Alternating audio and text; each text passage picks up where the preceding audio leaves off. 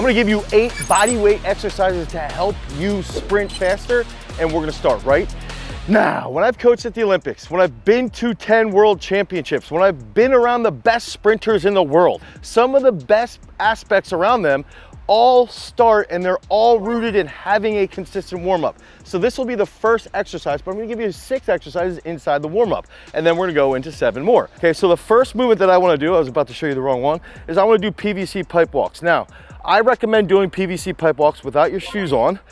Do it in socks, but I'm being a little bit lazy because I want to walk through this entire warm-up in one shot. So we're gonna do PVC pipe walks. Let's say we do 3 sets of 10 yards. You can start racing with your buddies and you can start to warm up through the whole Achilles, through the calf, through the gastroc, through the tibialis anterior right here. You're gonna get a nice pump, and your knees and quads are even gonna start to warm up. Then we can get into a position here in a split squat, and we're gonna go here, rotate. Now, I wanna get 180 degrees and I wanna hold this. Boom. Be stable. You'll see a lot of athletes sort of just go to here and then they start to lean and fall over.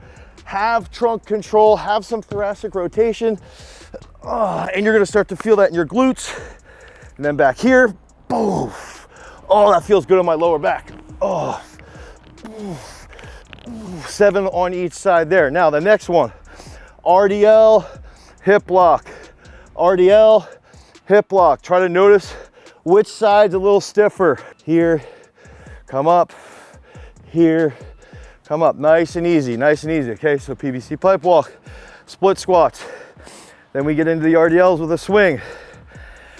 This next one is horrific, it's brutal, okay? Please bear with me on this one. I'm gonna make sure I don't break my mic. I'm gonna be here, and I'm gonna roll. Oh, here. Oh, I don't wanna do what I just did. Keep your elbows off the ground. Oh, I just cheated. And then go back and forth. I'm cheating. So, the big thing there, on the trunk rolls, which I just demonstrated horrifically, is making sure that you're more on your butt, your elbows don't touch, you don't cheat with your hands. You work through that 5 this way, 5 to the left. And then when you're in a Superman position, extend nice and tight. Now, last thing, we're gonna get into duck walks. Okay, here, forward, backward. Try and get that full range of motion, try and get everything nice and loose. Now I can finish this off with a little bit more dynamic work here. Okay, you can go through all those movements, 2 to 3 sets, get a good warm up rolling. That's gonna take us into our first official exercise. I just gave you 6 for your warm up. Now, when we're thinking about speed, I like to think through the lens of 3 different aspects. Acceleration, so that's gonna include the start. That's typically gonna include coming out of a cut and moving your body as quickly as possible, or getting it to move as fast as possible, as fast as possible. The next aspect is just top end speed. Okay, this is gonna be like if we're running 100 meters, how fast are you running from, let's say, 40 meters, and even up to 90 meters? Now, the last aspect around the speed is that I like to see change of direction. Michael Drock taught me a lot of this stuff. So I've learned from him, change of direction is one aspect of speed as well. Where I'm going with this is that the first exercise after the warm-up that I'm gonna give you is something that I believe is underrated. And it's using an isometric into some type of dynamic movement. And in this case, I wanna demonstrate a skater squat iso into a hip lock. And the reason being, I think if we can get really strong and stable in an isometric position, and even if we're a skater, an ice skater, or a speed skater, I will get my chest forward quite a bit. And also if I'm a football player, if I'm a soccer player, anybody who needs to focus on speed, this position is something we've got to get comfortable with. Okay, so it's a really cool drill, really cool exercise, and I would hold this for about 3 to 7 seconds and then come through. And so what I'll do, I'll get to here, 1, 2, 3, 4, through. 1, 2, 3, 4, through. And over time, you can get to the point where you're holding that for 7 to 10 seconds and you rapidly come through into that hip lock. What that does is it really teaches your ankle, your knee, your hip to co-contract and be as stable as possible. So that then when we're running at full speed, now we are comfortable in those cuts, or we're comfortable in those positions to then come out of them really well. Now we're gonna get into a really slow eccentric, and I'm gonna demonstrate first through the skater, okay? Slow eccentric skater squat, all the way down. 1, 2, boom, sprint, okay? So we're gonna go slow eccentric skater squat into a kneeling start. Now, you can use the pad, available at garagestrength.com, which I recommend everybody should use, because if you wanna run really fast, you probably should be doing single leg squats and using the pad as a target. Now, if I don't have that, I will go here, 1, 2, 3, 4, get comfortable here, boom, and go. Now, one thing I wanna point out, and I believe this would be accurate here, I think if you're using the pad, there's a less range of motion. I would actually focus on the lead leg and keep your back foot up. So I went here, 2, 3, 4, I kept this up, and then I sprinted out, okay? Now when we're getting into the kneeling start without the pad, try to actually think about how you would be starting as a sprinter, as somebody who, maybe you're a baseball player, you're getting tested in a 60, although I think they're in a 2-point, or even if we're thinking about a football player in a 40, we would start typically here. So we're going 1, 2, 3, 4, here, put that foot down and then out. Okay, so those are 2 really good movements. Try to master them. Try to get really comfortable with these, because they can then transfer into just opening up a whole plethora of other movements. That's the one big aspect here too, is that if you get good at these, now you can get really good at a lot of other stuff. If you're not really good at this, it sort of closes up what the exercises are that you can then pull from to get faster. Okay, so remember through the lens of acceleration, change of direction, and then finally top speed. Now, the next 2 movements, one is gonna be freaking awesome for change of direction, and the second one, in this little batching here, this little pairing, is gonna be phenomenal for acceleration. The first one, side skater squats, okay? I'm all on those skater squats because I like the depth. I like how it targets the glutes, and the glutes, the quads, that's where we're gonna see a lot of cutting. That's where we're gonna see a lot of the stability when we're slowing down. We're gonna do a lateral jump, and it's just gonna be simple. I'm gonna go here, like this, boom, switch, boom, switch, boom, switch. Notice, we've got an X here and an X here, okay? If I'm out at a football field, a soccer field, anywhere, try to have targets and you can improve the length. If you have cones available, you can put your cones down. So I'm gonna start here, boom, boom, boom, boom, boom, boom, boom, boom, boom, boom. Do like 5 sets of 5 to each side. Notice my right side's weak. Here, I'm gonna go here. Boom, boom. Oh my gosh, that's bad.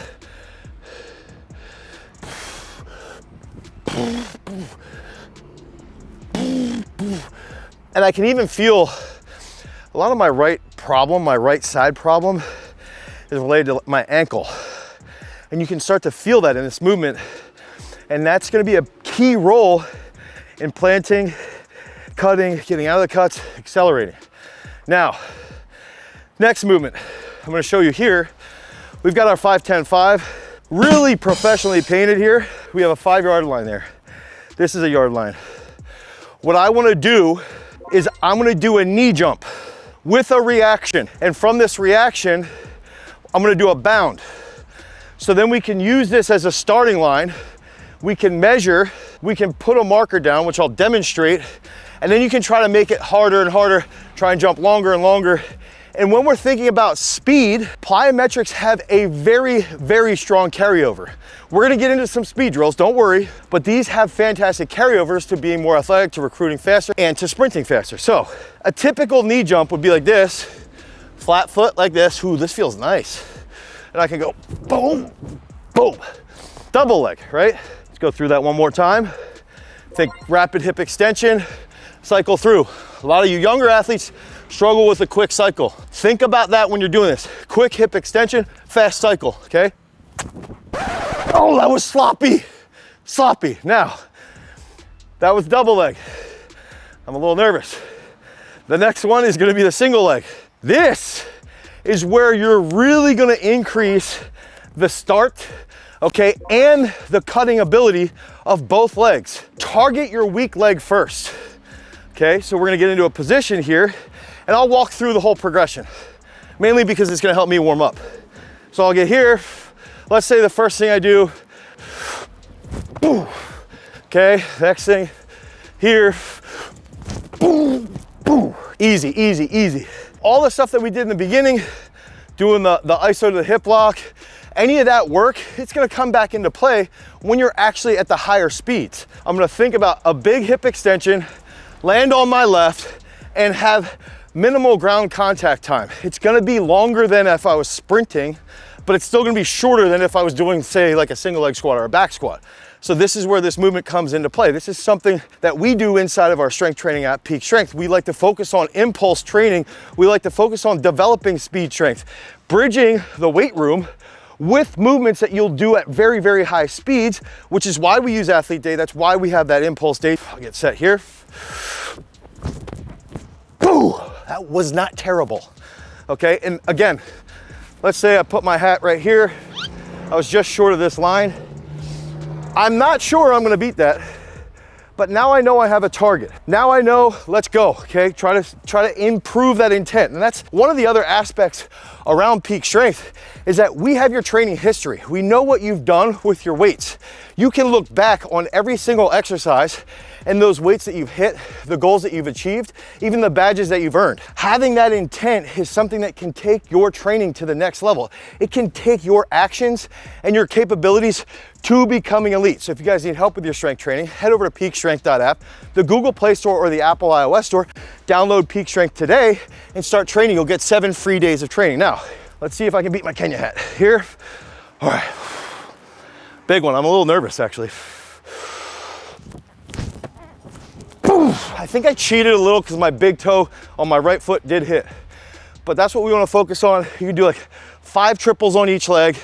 Try and make comparisons between the left and the right leg, but also try and have distances of just your left leg, distances of just your right leg, and keep pushing that so you can keep getting faster. Okay, so we gave you those crazy plyometrics, right? And the crazy plyometrics that transfer really well to sprinting. We gave you the great GS warm-up. Okay, that warm-up is fantastic for all athletes, but especially when we're getting into that actual focus speed workout. Okay, I gave you some of those skater squat variations, some of the isos. That stuff plays a huge role. Now, the next ones that I'm gonna get into, 3 of these, are gonna be my favorite movements that you can use for change of direction, for acceleration, for top end speed. The top end speed stuff, we're gonna get into a little bit deeper work around that. It's gonna be pretty simple work. The first thing I'm gonna do a broad jump. So I'm gonna go here, like that. Now, I'm facing this way. One thing that we have to think about with speed is that if I'm playing a sport like football or rugby or soccer, I might jump and land in a funky position. I've got to teach my body how to handle those positions if I'm not a freak athlete. So I'm gonna get in a position here, bound. I'm in a broad jump here, land on one, sprint out. And what you'll notice is that some athletes might land with their foot in some weird positions. By the time they learn the drill pretty well and they get more experience, and let's say they're in this for 6 months plus, okay, that's again one of those big aspects around Peak Strength is the progressions we use, the progressions we teach you. Okay, you'll notice those gains over time because you're gonna feel more explosive. So look like this, I might go from landing in a wonky position to landing in a position that now I can get out of really quickly. So I'll go here, boom, sprint. Because that wasn't the best landing. You can go here, boom, pause, sprint. Notice the progression. The skater squat iso position is pretty freaking similar there to that landing.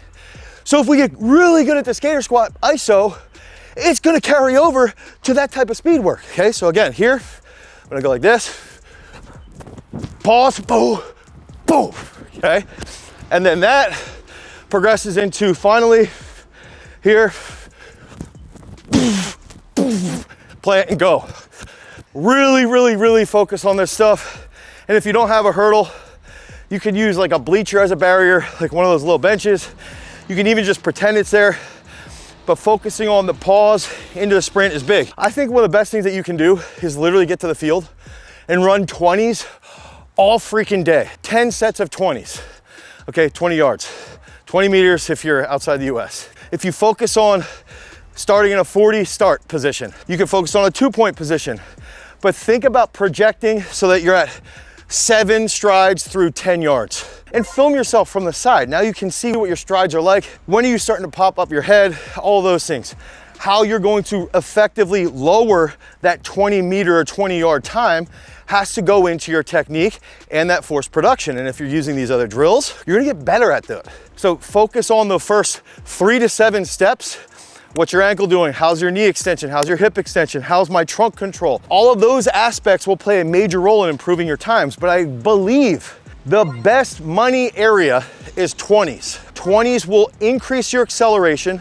20s will also contribute a little bit to that top end speed, but not as well as this final exercise. The final exercise that you guys can do is going to involve a skip for distance into a sprint. Okay, so it would look like if I'm here, boom, boom, boom, and then sprint. If I'm sprinting, if I'm on a field, if I'm at a park, if I'm anywhere where I have, let's say 80 to 100 yards, 80 to 100 meters, I want to do something like 15 to 20 yards of skips for distance. And then I want to sprint 80 yards. Now, one question you might have is why the skips? I think oftentimes with athletes, it's important to teach the skip, to teach the rhythm around running.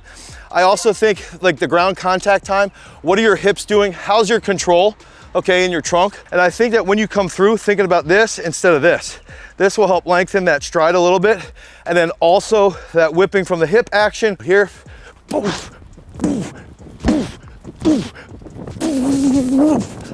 Okay, work through something like that. Let's say 5 to 8 times. That's gonna lead to some big top end speed. Make sure you do the warm up, you hit those isos, you develop that single leg, that unilateral strength, use the plyometrics, then you get into these bodyweight speed drills. These are all great exercises that you can use to become a little bit faster, because remember, freaks, if you wanna become a champion, you've always gotta cultivate your power. Peace.